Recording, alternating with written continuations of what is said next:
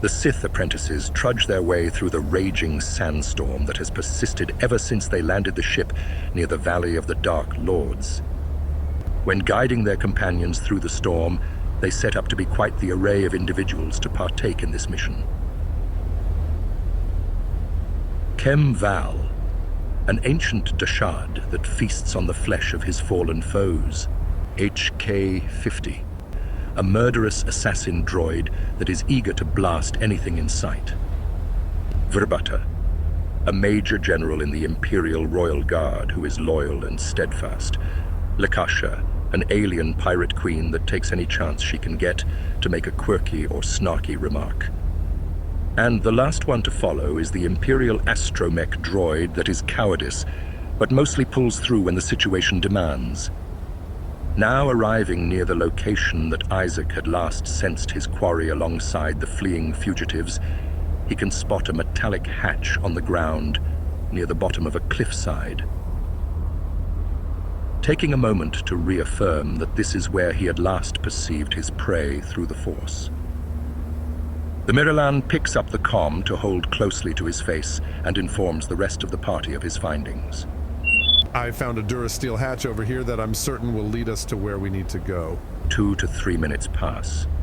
Then Cyrus, Iroh, and their companions finally catch up to appear from the storm to go where Isaac is surveying the hatch. Cyrus walks up to what Isaac is inspecting and brushes aside some of the sand obscuring the metal hatch to then ask, "You're absolutely sure the civilians are down there?" Before Isaac could assure everyone, the pale-skinned Echani Sith apprentice, Iroh, juts out an accusing finger towards him to state, "Maybe he isn't as powerful as he thinks he is. I don't want to risk my life on the off chance he could be wrong." Isaac visually seems unamused but looks to him with a cold expression to ask in a menacing tone, Do you really doubt my powers? Iroh attempting to meet his cold gaze but fails to do so when trying to shield his face from the microscopic stone particles trying to infiltrate his eyes and mouth. He does, however, manage to retort, "Maybe it's not about your powers, but I just don't trust you." Not bothering to waste another moment on Iroh, Isaac goes back to examining the metal hatch alongside Cyrus to see if there is a way to open it. With waves of sand constantly jutting around and covering anything else that might be beneath the ground, the human Sith apprentice, Cyrus, aggressively brushes aside any obstructions. He then successfully unveils to what looks to be an access terminal, but has the appearance of being ancient and rusted. "Look! I just found an access terminal alongside this metal hatchway. I bet we can slice into it to get inside." Cyrus says this eagerly as to hopefully escape the unbearable sandstorm that he has clearly had enough of. Isaac quickly calls over to HK-50 to ask, Are you able to slice this terminal to get us inside? The assassin droid kneels down to closely examine the terminal and proceeds to plug into the only visible data port using a scomp link that is extending outward from his wrist. After a minute of him slicing into the terminal, he goes on to report to his master. Slicing report. Master, I have failed to access the terminal. Suggested theory. The terminal is either too old to function properly, or the sand has infiltrated the data port, which makes it extremely difficult for my scomp link to have full access. Isaac taking a moment to assess the situation, he goes on to inquire. Do you still have that small fusion cutter and toolkit I gave you? Acknowledgement. Oh, of course, Master. I keep everything you have installed onto me at all times. The green-skinned Mirialan Sith apprentice visually looking pleased that they aren't halted in their mission, he commands HK-50 to begin prying open the metal hatch. After several minutes of the droid working away at the hatchway, the tentacled-headed alien pirate queen, Lakasha, impatiently asks, I'm not trying to be that kind of girl right now, but can that bucket of bolts possibly work any faster? Lakasha annoyedly brushing off sand sticking to her green skin, and upon closer inspection her skin is starting to dry out, while her lips are becoming cracked under the dry heat of Korriban's red sun. That even despite the cover of the storm, the valley is still scorching hot. Sarcastic insult. I imagine your flappy meatbag hands would suit better when trying to opening this metal hatch instead of my precision tools. Rakdai Ya gives the alien a stern look with his yellow eyes to command. Know your place, slave. Don't think you can go mouthing off at any opportunity of your choosing. Lakasha, slightly taken aback by being referred to as a slave, she's not entirely surprised to see the reputation of Sith being prejudice against other aliens. She looks like she's going to retort with another joking remark, but is soon stopped short by Cyrus. Just let the droid complete his task. HK units are notorious for their efficiency and success rates. Kem Val looking upward with his eyes closed and his arms splayed out to either side. He goes on to say, Und in amagas kapana, warpan himinam arpai bohav nona. In pamalhap fralet forte fuima, alaisos kaskaf tais. Cyrus jokingly looking around to everyone in order to question. Does anyone care to translate that for us? Translation.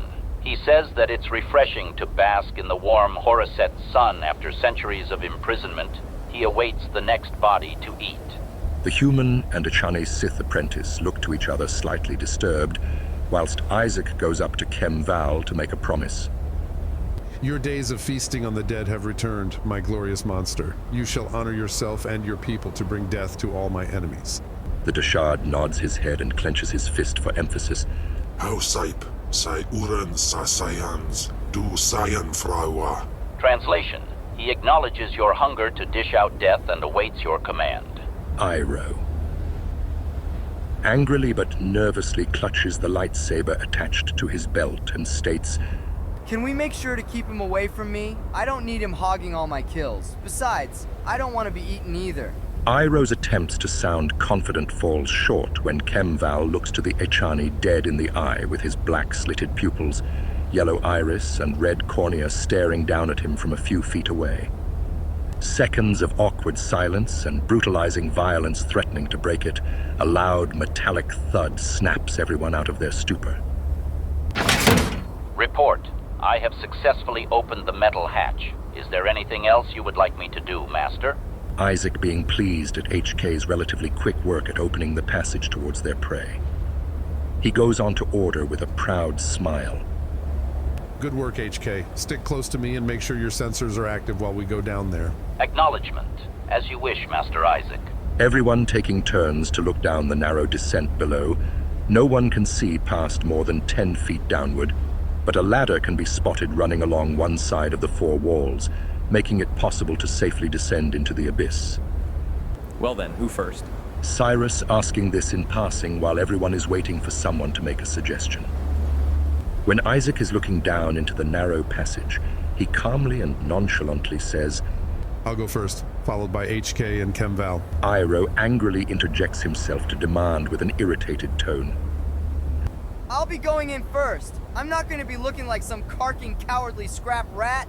Rakdaya mockingly then remarks, A scrap rat would definitely be more qualified than you to lead the charge. Iroh's face being angrily scrunched up, looks as if he is going to throw another fit and prepares himself to shout out a number of expletives, but is interrupted by Cyrus. Isaac can take the lead, followed by me, Rakdaya, Iro, and then the rest of the group, since I think the Sith Apprentices will fare better against anything that might be down there. Lakasha looks over to Kem Val and jokingly quirks, Don't you think if the big guy is one of the few to go last, he will smush us if he falls? The Dashard says a few things in Dashadi whilst pointing towards the hole in the ground. Daupain aipain, karahita bawarp, biswiknon sokians gawa kadida. Translation. He says his grip is strong, and he is very athletic enough not to fall while we climb down. Lakasha.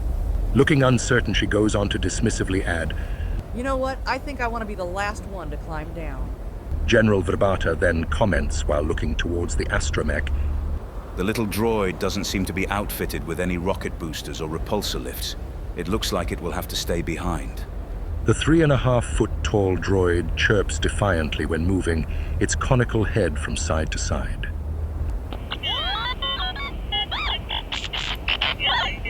Iroh, having some semblance of pity and empathy, kneels down to then tell the droid. I know, little guy. I am not any more happy about this than you are. Try going back to the ship and make sure it stays running, just in case we need to make a quick escape. The droid then beeps in reluctant agreement and trails off towards the direction the group came from.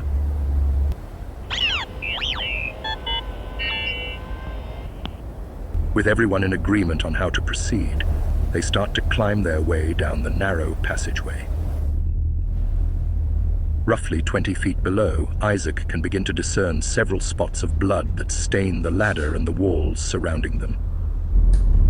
Even with the high probability of danger, he doesn't bother to inform the rest of the party, since they'll soon notice it themselves upon the descent downward. That is some interesting graffiti. Lakasha states in a sarcastic way, but is soon followed by the eager bellows of Kem Val. The party climbing a few more dozen feet down, they reach the bottom and regroup in a dark, circular room with no distinct features.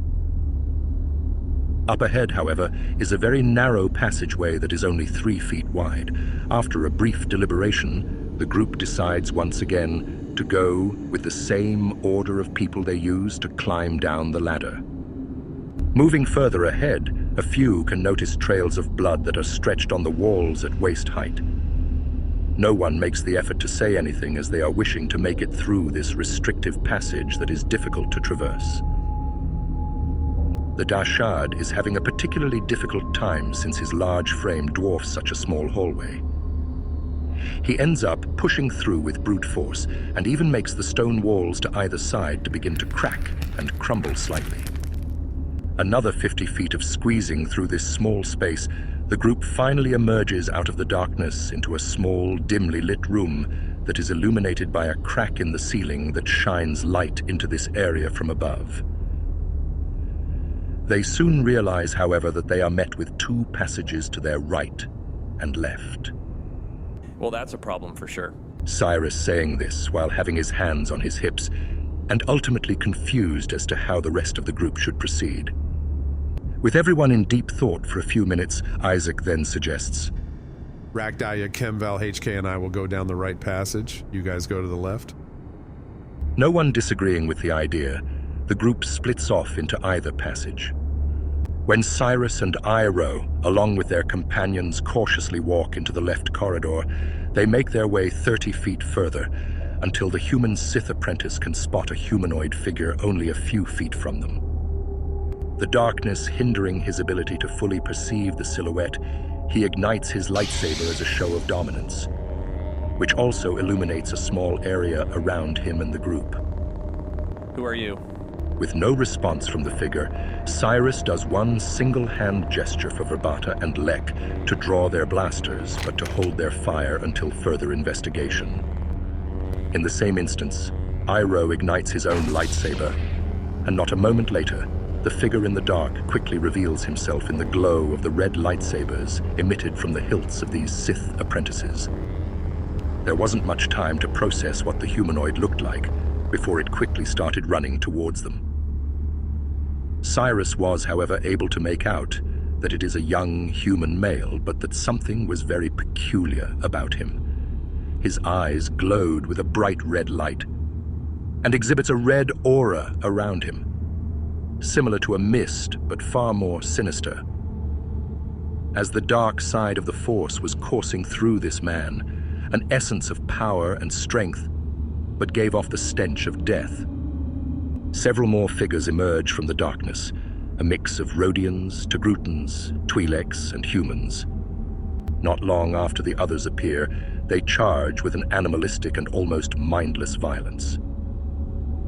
Cyrus prepares himself and readies to perform the famous Sarlacc sweep. In a single motion, he twirls his lightsaber overhead and moves several feet forward whilst doing a wide slash at waist height. The chest and stomachs of these aliens and humans are ridden with large cauterized gashes that make them stumble forward, dying in a single instance. Upon death, a dark black mist emerges slowly out from the cauterized wounds. No one begins to notice until the mist starts to jut out faster and more aggressively than before. Sooner than they can react, the entirety of the small corridor is engulfed in this dark black smoke. Cyrus brushing aside his own safety since he has a vacuum-sealed mask that can prevent toxins or air dispersals. He then looks to General Verbata and Lek to make sure they are okay. His vision is starting to become blurred once turning over to his companions, to then feel like his entire body is being attacked, persistently experiencing sharp pains from every nerve in his body, beginning to curse to himself as to assume that whatever was in the air was merely a toxic gas. It surely had something to do with the Force, but uncertain of what it could be, he has no idea how to fight it. Iroh is also struggling with the effects of whatever manner of sorcery could be inflicting the party. The Sith Apprentices start looking back on their training with Darth Dread. He had warned them of dark rituals that certain Sith could enact through the dark side of the Force. Hurting the spirit, body, or mind of individuals targeted by malicious magic that the ancient Sith had perfected over centuries of experimentation. Their master had taught them how to counter it by converting pain into anger, and through that anger, they can gain power. Fueling themselves through their own pain and giving them the endurance to seize control of a situation that would otherwise be hopeless. Siphoning their power from torment, the iris of their eyes begin to change color into that of a red and yellow hue. The display that many practitioners of the dark side exhibit when seizing control over the Force, dominating it to do as they wish. With their spirit, body, and mind now having a steely resolve, they look onto Vurbata and Lek to notice they are struggling to stand up, looking as if they are ready to slump forward into unconsciousness. Seconds pass, and they miraculously straighten up and act as if nothing had happened. Cyrus and Iroh are weary of what could have just happened, but don't press the issue further, as they are wanting to quickly complete the mission without getting caught up in every single detail that occurs, especially when Sith magic is involved. They rather not linger on things that they don't fully understand. With their lightsabers ignited, the two Sith slowly walk forward, followed by the General and Pirate. On the other side of this mysterious tomb is a green-skinned, tattooed Mirialan, a red-skinned Sith pureblood, an 8-foot-tall Dashad with cybernetic implants, and closely following behind is an assassin droid. Isaac tries to rely on his senses through the Force, and spots of dried blood, disfigured corpses soon followed.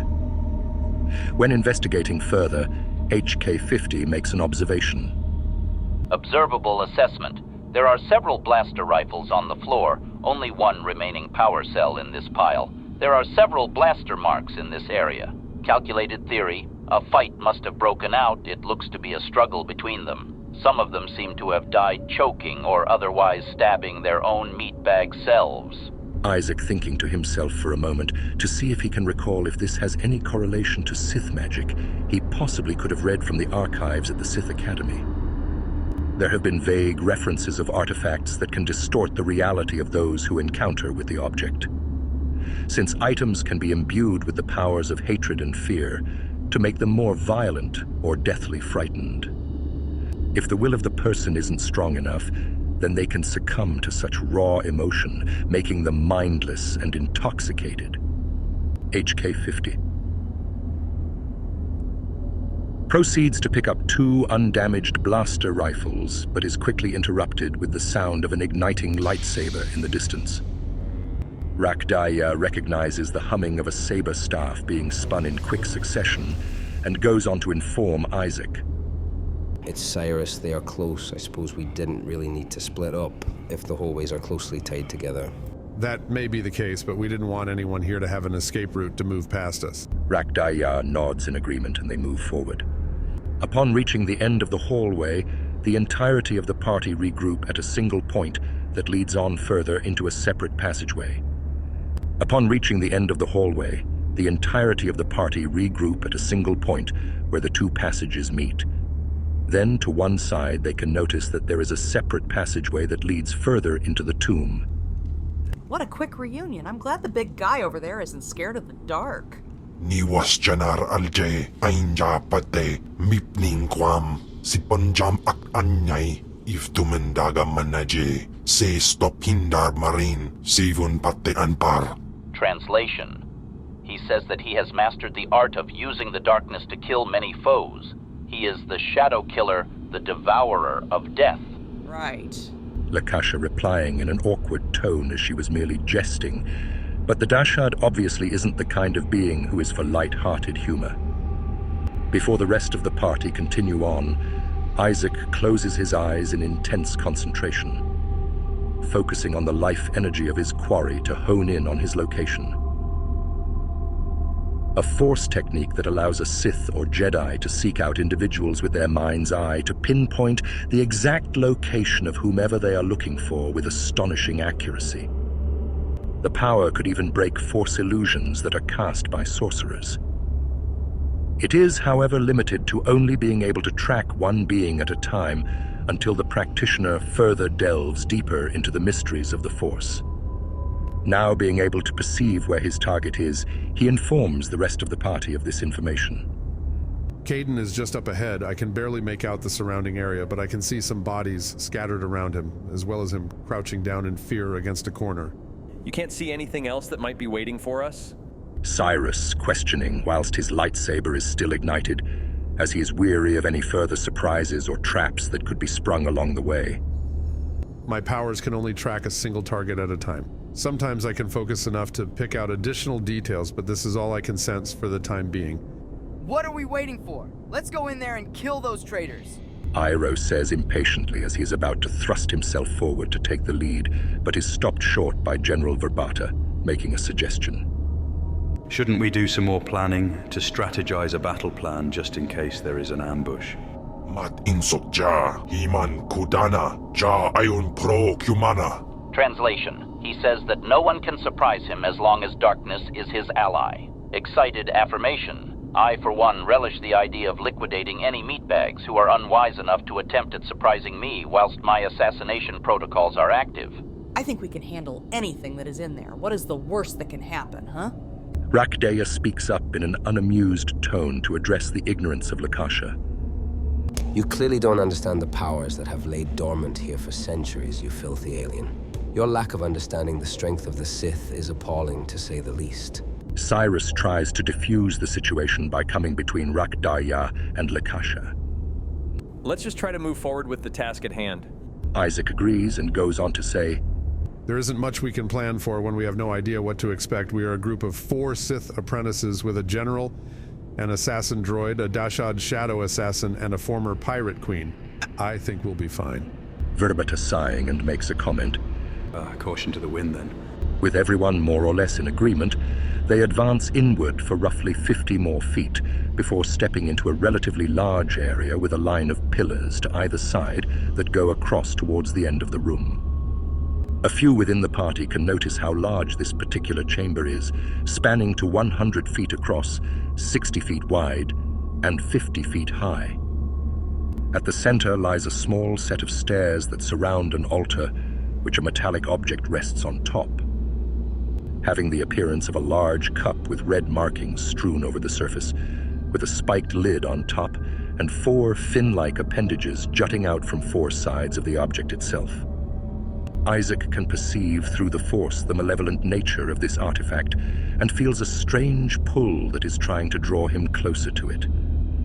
He fortunately has the discipline to resist and goes towards the rear of the chamber, where a young human male is crouching in the left-hand corner of the chamber. Cyrus walks alongside Isaac when ignoring the peculiar pull from the artifact.